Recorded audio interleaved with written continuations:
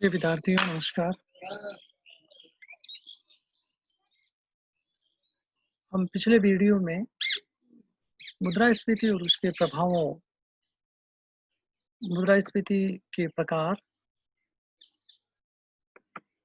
का हमने अध्ययन किया है। मुद्रास्फीति के जो प्रकार थे उसमें एक महत्वपूर्ण प्रकार उसके कारणों के आधार पर अ, लागत जन्य मुद्रास्फीति और पूर्ति जन्य मुद्रास्फीति के रूप में परिभाषित किया है। और पिछले वीडियो में हमने फिलिप्स कर्व का भी अध्ययन किया है, जिसमें मुद्रास्फीति और बेरोजगारी की दर के बीच में विपरीत सांख्यिकीय संबंध का विश्लेषण किया और किस प्रकार से शॉर्ट टर्म में इनवर्स रिलेशंस को बताता है और अनानुपातिक संबंध को बताता है, लेकिन लॉन्ग टर्म में जो फिलिप्स कर्व है वो लंबवत हो जाता है, जिसमें बेरोजगारी की एक स्वीकार्य दर को मान लिया जाता है। और फिर मुद्रास्फीति को बढ़ाने वाले और घटाने वाली शक्तियाँ जब संतुलन में होती है तो long run Phillips curve vertical हो जाता है।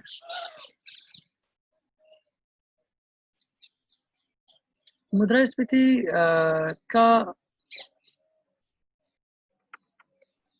विश्लेषण करते हुए हमने एक मुद्रास्फीति का संरचनात्मक स्थिति का भी हमने वर्णन किया था, जिसमें मुद्रास्फीति वस्तुतः किसी भी अर्थव्यवस्था की कुछ संरचनात्मक स्थितियाँ होती है। उन संरचनात्मक स्थितियों के कारण वस्तुओं एवं सेवाओं की कीमतों में बढ़ने की प्रवृत्ति होती है। ऐसा मुख्य रूप से विकासशील देशों में पाया जाता है। विकासशील देशों में प्राय ढांचागत या संरचनात्मक स्फीति की दशा पाई जाती है। या खाद्यान्नों का उत्पादन मांग के अनुसार बढ़ाना कठिन होता है, क्योंकि जनसंख्या बहुत तेजी से बढ़ी हुई होती है और कृषि की जो उत्पादकता है वो सापेक्षता निम्न लो होती है, लो प्रोडक्टिविटी इन एग्रीकल्चर सेक्टर होती है। और इसके अलावा इसका प्रमुख जो कारण है, इसके अलावा कृषिगत उत्पादन मानसून और प्राकृतिक तत्वों पर निर्भर करती है। कुछ प्राकृतिक बाधाएं इस प्रकार की है जिसके कारण की एग्रीकल्चर प्रोडक्शन और प्रोडक्टिविटी नहीं बढ़ती है।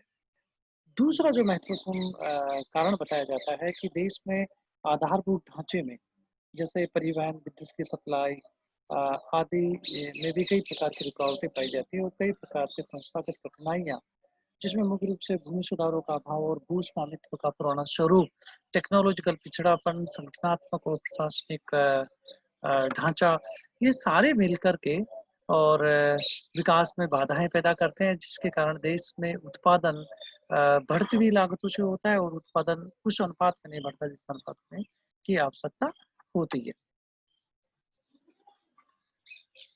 अ, संपूर्ण सामाजिक और राजनीतिक व आर्थिक ढांचा विकास के मार्ग में साधक न बनकर के बाधक होता है और कुछ विद्वानों का मत है कि विभिन्न ढांचागत कारणों से विकासशील देश में कई प्रकार की मुद्रास्फीति देखने को मिलती है।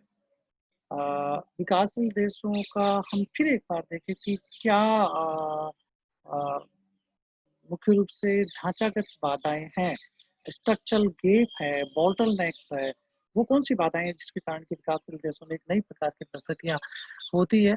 तो ढांचागत मुद्रास्फीति के विशेष प्रभाव जिसके कारण देखे जाते हैं। तो मुख्य रूप से देखो विकासशील देशों में, क्योंकि अब तक जो हम पढ़ रहे थे मांग जन्य मुद्रास्फीति, बहुत अधिक मुद्रा बहुत कम वस्तुओं का पीछा करती है। जॉन मेनार्ड किन्स ये कहते हैं कि ये मुद्रास्फीति पूर्ण मुद्रास्फीति उस अवस्था में पाई जाती है जबकि संसाधनों का कुशलतम प्रयोग कर लिया गया है।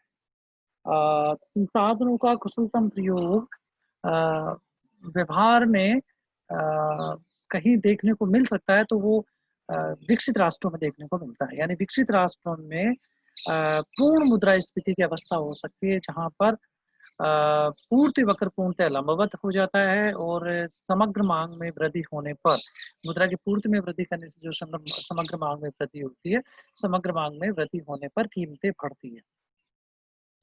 लेकिन जॉन मेनार्ड किन्स ये कहते हैं कि पूर्ण रोजगार से पूर्व की अवस्था में जहाँ पर कीमतें भी बढ़ सकती है, कीमतें भी बढ़ती है और कुछ अ, उत्पादन भी बढ़ता है। ऐसा ये स्थितियाँ व्यवहार में विकासशील राष्ट्रों में पाई जाती है। तो विकासशील राष्ट्रों में कुछ इस प्रकार की बॉटलनेक्स हैं, जिसके कारण पूर्ण रोजगार से पूर्व ही सामने की अवस्था होती है और वहाँ पर अ संसाधनों का पूर्ण उपयोग नहीं होता है और मुद्रास्फीति की अवस्था देखने को मिलती है। तो वो कौन से बॉटलनेक्स है विकासशील राष्ट्रों में जिसके कारण स्फीति पाई जाती है? तो देखिए, सबसे बड़ा जो है साधनों का अंतर या अभाव पाया जाता है, रिसोर्स बॉटलनेक्स पाया जाता है। विकासशील राष्ट्र में वित्तीय संसाधनों की कमी होती है। सार्वजनिक और निजी क्षेत्र दोनों के लिए ही वित्तीय संसाधन नहीं होते हैं और सरकार वित्तीय संसाधनों की पूर्ति बढ़ाने के लिए प्राय घाटे की वित्त व्यवस्था का सहारा लेती है। यानी घाटे की वित्त व्यवस्था का सहारा का अभिप्राय ये है कि अपने व्यय की ज़रूरतों को पूरा करने के लिए सरकार अतिरिक्त मुद्रा की छपाई करके मनी प्रिंटिंग के माध्यम से मुद्रा की पूर्ति करती है और इससे मुद्रास्फीति बढ़ती है। यानी उत्पादन तो बढ़ता नहीं है, प्रोडक्टिविटी बढ़ने की दशाएँ नहीं है। इसके कारण स्फीति बढ़ती है। एक है कि lack of foreign exchange.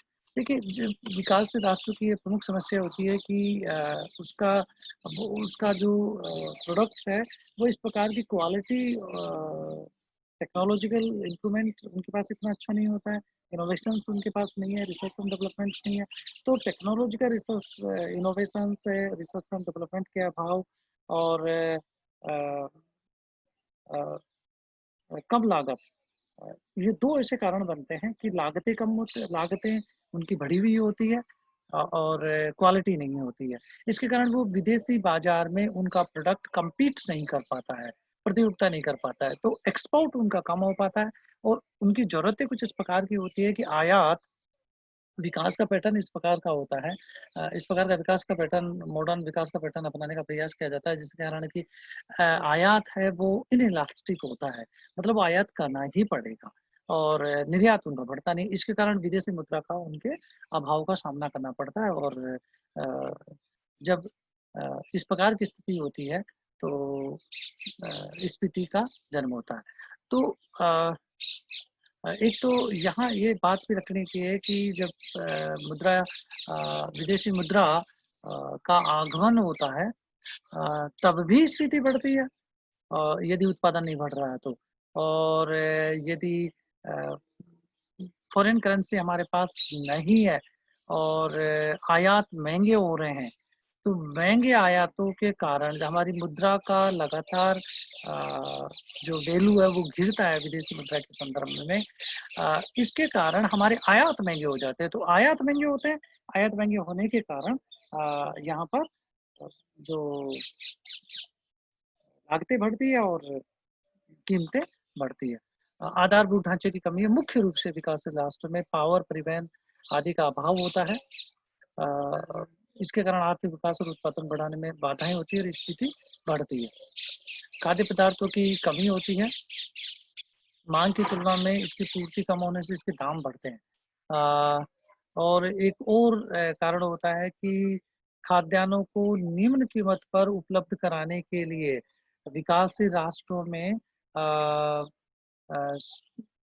Policy के द्वारा खाद्यान्नों का सरकार अ, खुले मार्केट से परचेज करती है। अ, अ, जैसे भारत में फूड कॉर्पोरेशन ऑफ इंडिया के माध्यम से कंज्यूमर्स के हितों को ध्यान में रखते हुए और मुद्रास्फीति को नियंत्रण में रखने के लिए एफसीआई के माध्यम से खाद्यान्नों का परचेज किया जाता है। मिनिमम सपोर्ट का सहारा लेकर के मंडियों के माध्यम से सरकार परचेज करती है। अब इसका एक रिजल्ट ये होता है कि बाजार में खाद्यान्नों की कमी हो जाती है और खाद्यान्नों की कमी होने के कारण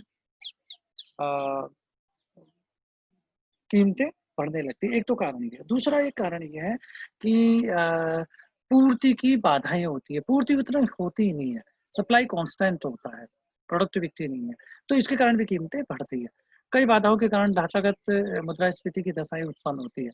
विकसित और विकासशील देशों में मुद्रास्फीति कई रूप देखने को मिलते हैं। ये सारे अ, हमने तथ्य उसमें किस प्रकार से ढांचागत स्थिति देखने को मिलती है, वो हमने यहाँ पे चर्चा की है। मुद्रास्फीति का एक और प्रकार मिल्टन फ्रीडमैन जिसकी अक्सर चर्चा करते हैं।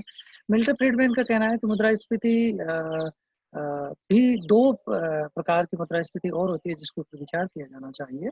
पहला है खुली मुद्रास्फीति और दूसरा है दमित मुद्रास्फीति। मिल्टन फ्रीडमैन का ये कहना है कि जब सरकार अपने संस्थाओं और प्रशासनिक नियंत्रण के माध्यम से यदि मुद्रास्फीति पर नियंत्रण करने का प्रयास नहीं करती है, तो बाजार की मांग और पूर्ति की शक्ति के माध्यम से मुद्रास्फीति ओपन रूप से होती है और वह मुद्रास्फीति तत्काल मांग और पूर्ति में असंतुलन होगा और स्फीति होगी। ये खुला ओपन इन्फ्लेशन का नाम उन्होंने दिया है। ओपन इन्फ्लेशन में बाजार अपना समायोजन करता है और स्फीति को कहीं पे भी सरकारी नियंत्रण के माध्यम से, सरकारी एजेंसी के माध्यम से दबाने का प्रयास नहीं किया जाता है। दूसरे प्रकार की मुद्रास्फीति की जो चर्चा करते हैं सप्रेस या दमित मुद्रास्फीति। मुद्रास्फीति को कुछ समय के लिए सरकारी नियंत्रण के माध्यम से रोकने का प्रयास करती है क्योंकि सरकार की बाध्यता होती है कि विकास परियोजनाओं पर बहुत नेगेटिव इफेक्ट होता है मुद्रास्फीति बढ़ने से, तो कुछ समय के लिए सरकार इस प्रकार के कंट्रोल उपाय करती है, कंट्रोल मेजरमेंट्स करती है जिसके कारण स्थिति तात्कालिक रूप से नहीं बढ़ती है। इसको मिल्टन फ्रीडमैन दमित मुद्रास्फीति का नाम देते हैं। मिल्टन फ्रीडमैन का कहना है कि दमित मुद्रास्फीति में यदि सरकारी तंत्र कुशल है, एफिशिएंट है और करप्शन नहीं है, तो काफ़ी कुछ मुद्रास्फीति को नियंत्रित किया जा सकता है, लेकिन लंबे समय तक इसको नियंत्रित नहीं किया जा सकता। एक समय बाद में वो कहीं न कहीं जाकर के रिफ्लेक्ट होगी, स्फीति रिफ्लेक्ट होगी, अर्थव्यवस्था में इसका प्रभाव आएगा। लेकिन मिल्टन फ्रीडमैन का जोर इस बात पे है कि यदि प्रशासनिक तंत्र करप्ट है, कुशल नहीं है, तो कालाबाज़ारी होगी, भ्रष्टाचार होगा, स्फीति कहीं न कहीं वो हमारे संसाधनों के वितरण को विकृत कर देगा, डिस्टॉर्ट कर देगा और लोग अनुत्पादक इन्वेस्टमेंट करेंगे। ऐसा प्राय विकासशील राष्ट्रों में देखने को मिलता है। भारत का यदि लंबा इतिहास देखा जाए तो सप्रेस्ड स्फीति देखने को मिली है। ऐसा विकासशील राष्ट्र में बहुत देखने को मिलता है। यहाँ पर ये देखने को मिला है कि जो सार्वजनिक वितरण प्रणाली है, उसके माध्यम से मुद्रास्फीति को नियंत्रित करने का प्रयास किया गया है, लेकिन सार्वजनिक वितरण प्रणाली का बहुत अ, रिसर्च इस बात की पुष्टि करते हैं कि बहुत करप्ट सिस्टम रहा और इसके कारण एक तरफ तो संसाधनों की एक तरफ तो विशेष रूप से खाद्यान्नों की बाजार में कमी हुई और दूसरी तरफ ये देखने को मिला कि स्फीति करप्शन हो रहा है और स्फीति हो रही है। तो फ्रीडमैन ये कहते हैं कि सप्रेस स्फीति है वो अर्थव्यवस्था में लॉन्ग टर्म में जाकर के पूरी आर्थिक गतिविधियों को प्रभावित करती है। तो ये मुद्रास्फीति के प्रमुख रूप थे। अब हम मोटा-मोटा ये देखना चाहते हैं इस वीडियो के माध्यम से कि मुद्रास्फीति के प्रभाव क्या होते हैं, कितना प्रभाव होता है। तो जब हम मुद्रास्फीति के प्रभावों की चर्चा करते हैं, तो विशेष रूप से हम ये देखते हैं कि यह उत्पादन, उपभोग, बचत, निवेश, आय के वितरण, विदेशी व्यापार और विनिमय दर आदि को किस प्रकार से प्रभावित करती है। तो पहले देखें ये प्राय कहा जाता है कि हल्की मुद्रास्फीति अर्थव्यवस्था के लिए टॉनिक मानी जाती है। इसका कारण ये है कि हल्की मुद्रास्फीति, जिसको हल्की मुद्रास्फीति का अभिप्राय है कि 5% से नीचे। जैसे सामान्य रूप से कहा जाता है कि साधारण मुद्रास्फीति यदि 3-4% बनी हुई है, तो ये उत्पादन के लिए प्रेरणास्पद का काम करती है। फार्म्स, व्यापारी, उत्पादक, निवेशकर्ता ये ऐसा समझते हैं कि हमें बढ़ी हुई कीमतें और बढ़े हुए ब्याज की दर प्राप्त हो रही है। तो इसके कारण लोग उत्पादन गतिविधियों में लगे हुए रहते हैं और प्रेरणा मिलती है उत्पादन को। तो उद्यमकर्ता और व्यापारियों को प्रेरणा मिलती है और जिससे आर्थिक क्रियाओं को लाभ पहुँचता है, बढ़ता है। तो हल्की मुद्रास्फीति अर्थव्यवस्था के लिए टॉनिक मानी जाती है। दूसरा हम इस बात पे विचार करना चाहते हैं, उपभोग और जीवन स्तर पे क्या प्रभाव पड़ता है? अब मुद्रास्फीति का ये विश्लेषण करने के लिए हम उपभोक्ताओं को 2 प्रकार की श्रेणियों में बाँट सकते हैं। एक वो उपभोक्ता जिनकी स्थिर आय है और एक वो उपभोक्ता जिनकी बढ़ी हुई आय प्राप्त हो रही है। तो मुद्रास्फीति की दशाओं के निरंतर चलते रहने से स्थिर आय समूह, जैसे श्रमिक जिसको फिक्स वेजेज मिल रहा है, लंबे समय से वेजेज में इंक्रीज नहीं हो रहा है, वेतनभोगी व्यक्तियों को, पेंशन होल्डर्स को, आदि की वास्तविक आय स्थिर रहती है। अ अ, तो जब मुद्रास्फीति होती है तो मुद्रास्फीति के कारण जो इनकी जो स्थिर आय है, उसकी वास्तविक क्रय शक्ति घट जाती है। तो वास्तविक क्रय शक्ति घटने का अभिप्राय ये हुआ है कि उसके जीवन पर रियल टर्म में रियल गुड्स एंड सर्विसेज की मात्रा उनको कम मिलती है। तो जैसे मैं उदाहरण देता हूँ, सब ₹20 किलो, ₹20 किलो यदि अनाज है, तो और ₹100 आपको खर्च करने के लिए है, तो 5 केजी अनाज आप खरीद सकते हैं ₹20 में। और यदि कीमतें ₹10 है, तो कितना केजी अनाज खरीद सकते हैं? 10 केजी। इसका मतलब ये हुआ कि कीमतें गिरने पर मुद्रा की क्रय शक्ति बढ़ गई। पहले 5 वही ₹100 का मुद्रा इकाई वो 5 किलो अनाज खरीद रहा था, अब कितना खरीद रहा है? 10 किलो।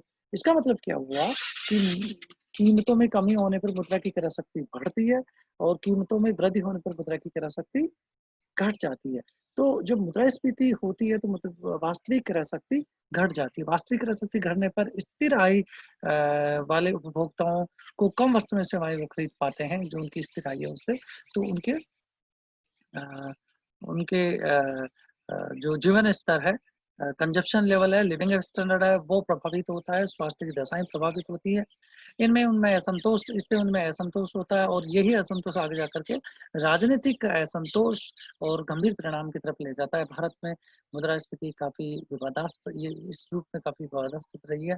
कई सरकारें अ, ऐसा दौर हुआ है कि अ, इस सदी के आरंभ में प्याज और टमाटर की कीमतें बहुत ज़्यादा बढ़ जाने के कारण लोगों को सरकार के प्रति असंतोष पनपा और सरकारें बदली। तो ऐसी बहुत सारी स्थितियाँ हैं। तो हाँ, दूसरा एक वर्ग है जिसकी आय बढ़ती हुई है, जैसे व्यापारी है, उद्यम करता है, इनकी यदि बढ़ती हुई आय है, तो ये मुद्रास्फीति से इतने प्रभावित नहीं होते हैं। मतलब स्थिर आय वालों की तुलना में जिनकी आय बढ़ती हुई रहती है, वो कम प्रभावित होता है। तीसरा हम विश्लेषण का आधार लेते हैं, ऋणी और ऋणदाता पर प्रभाव। देखिए, ऋण देने वाला वर्तमान के कंजप्शन को ऋण कब देगा? वो सेविंग करेगा, सेविंग कम करेगा। वह खर्च जो वर्तमान कंजप्शन में किया जाना था, वो भविष्य के लिए पोस्टपोन करके वो सेविंग कर रहा है। यानी टोटल इनकम वाई है और कंजप्शन सी है, तो वाई माइनस सी। जैसे ₹100 इनकम है, ₹80 कंजप्शन पे खर्च किया, तो बचत कितनी हुई? ₹20। ₹20 जो बचत है, वो ये मान के चल रहा है कि आने वाले भविष्य में मैं इसको उपभोग में काम लूँगा, यानी उपभोग का पोस्टपोन्ड है भविष्य के लिए। आय अ, के दिया हुआ होने पर ऋणदाता भविष्य में के लिए कंजप्शन को पोस्टपोन कर रहा है। ऋणदाता जब वर्तमान में किसी को ऋण देता है तो मुद्रा की क्रयशक्ति ज़्यादा होती है और कीमतें बढ़ने पर मुद्रा की क्रयशक्ति गिर जाती है। तो जब रिटर्न लेगा वो किसी से जो कर्ज़ दिया है किसी को, तो जब रिटर्न वापिस लेगा तो कम क्रयशक्ति वाली मुद्रा उसको प्राप्त होगी। कम क्रयशक्ति वाली मुद्रा प्राप्त होगी तो इसका मतलब ये हुआ है कि वो मुद्रास्फीति के कारण घाटे में गया है। इसका रिवर्स कर दीजिए। ऋणी के लिए जब वो ऋण लेता है तो मुद्रा की क्रयशक्ति ज़्यादा थी और जब वो ऋण को लौटा रहा है तो मुद्रा की क्रयशक्ति कम है क्योंकि स्फीति हो चुकी है, तो उसको फ़ायदा होता है। तो ये ऋणी और ऋणदाता पर मुद्रास्फीति का प्रभाव पड़ता है। यहाँ पर एक चीज़ और बात ख़ास रखने की है, इसी बात से विश्लेषण लग रहा है कि जब अ जो बचत करता है भविष्य में बचत को जहाँ निवेश किया है या फिर किसी को उधार दिया है और भविष्य में वो लेता है तो चूँकि कम क्रयशक्ति वाली मुद्रा उसको भविष्य में रिटर्न हो रही है वो ऋण को वापस रिटर्न कर रहा है। इसका मतलब ये हुआ कि वो बचत के प्रति हतोत्साहित होगा। तो मुद्रास्फीति बचत को हतोत्साहित करती है, कम करने के लिए प्रेरणा करती है। मूल्य स्थिरता के वातावरण में बच्चों को प्रोत्साहन मिलता है क्योंकि लोगों की वास्तविक क्रयशक्ति में विश्वास बना रहता है और जब मुद्रास्फीति होती जाती है तो लोगों का वास्तविक मुद्रास्फीति में विश्वास नहीं रहता है। तो यहाँ पर मुद्रास्फीति से वास्तविक मजदूरी, वास्तविक बचत, वास्तविक निवेश आदि के मौद्रिक मूल्यों में कम हो जाते हैं। आदि सभी अपने मौद्रिक मूल्यों में कम हो जाते हैं, इसलिए मुद्रास्फीति पर काफ़ी नहीं, हम इसको यूँ कह सकते हैं कि वास्तविक मुद्रा मजदूरी दर, वास्तविक बचत दर, वास्तविक निवेश आदि की वैल्यू कम हो जाती है मुद्रा की क्रयशक्ति कम होने के कारण। तो इससे अर्थव्यवस्था पर काफ़ी प्रतिकूल प्रभाव पड़ता है। मुद्रास्फीति और राष्ट्रीय आय व धन के वितरण पर क्या प्रभाव पड़ता है? प्रायः कहा जाता है कि मुद्रास्फीति आय व धन की असमानता को बढ़ाती है। ये धनी को अधिक धनी और निर्धन को अधिक निर्धन बनाती है क्योंकि मुद्रास्फीति के समय उद्यमकर्ता व व्यापारी तो अपनी आमदनी बढ़ाने में सफल हो जाते हैं क्योंकि वो लागतें बढ़ने के कारण अपने लाभ को बढ़ा लेते हैं। लेकिन निर्धन वर्ग की क्रयशक्ति में भारी गिरावट आती है। मुद्रास्फीति के कारण लोगों की वास्तविक संपत्ति मकान, जेवर आदि खरीदने में अधिक रुचि दिखाते हैं, जिससे उत्पादक निवेशों प्रोडक्टिव एक्सपेंडिचर पर कम ध्यान दिया जाता है। फलस्वरूप अर्थव्यवस्था की उत्पादन क्षमता भी प्रभावित होती है, वो कम घट जाती है और मुद्रास्फीति काली अर्थव्यवस्था के कारण वह परिणाम दोनों माने जाते हैं, जिससे कि समाज में असमानता को जन्म होता है। देखिए अब यहाँ पे इसको और सरल ढंग से समझें। जब कीमतें बढ़ती हुई अवस्थाओं में होती है और अर्थव्यवस्था बहुत तेजी से कीमतें बढ़ती है, तो लोगों का नकदी रखने के प्रति विश्वास घट जाता है क्योंकि उसकी क्रयशक्ति लगातार गिर रही है, तो वो कहाँ पैसा लगाते हैं? निवेश करते नहीं है क्योंकि रिटर्न कम मिलता है, तो फिर रियल टर्म में इंटरेस्ट के रूप में कम मिलता है। लेकिन अ, अ, रियल एस्टेट में अ, ज़मीन जायदाद मकान, जेवरात आदि की कीमतें लगातार बढ़ती हुई स्थितियाँ होती है। तो लोग यहाँ पैसा लगाते हैं और ये वास्तविक परिसंपत्तियों में जिसमें ज़मीन रियल एस्टेट, मकान, जेवर आदि पे जो पैसा लगाया जाता है, इससे कोई इनकम नहीं होती है। आपने सोना खरीदा, उसका भाव तो बढ़ रहा है, लेकिन इससे देश की उत्पादन क्षमता पे कोई प्रभाव नहीं पड़ रहा है, बल्कि वो पैसा जो प्रोडक्टिव एक्सपेंडिचर में प्रोडक्टिव इन्वेस्टमेंट होना चाहिए था, वो अनप्रोडक्टिव इन्वेस्टमेंट हो गया और कोई आय इससे नहीं होती है, कोई उत्पादन रोजगार नहीं होता है। तो ये अर्थव्यवस्था पे इसका नेगेटिव इफेक्ट होता है। एक और खास बात है कि गरीब व्यक्ति के पास अ, नकदी नहीं होती है, बल्कि उसके पास कहीं या तो कोई ज़मीन है या मकान है, तो उसकी कीमतें बढ़ती हुई होती है।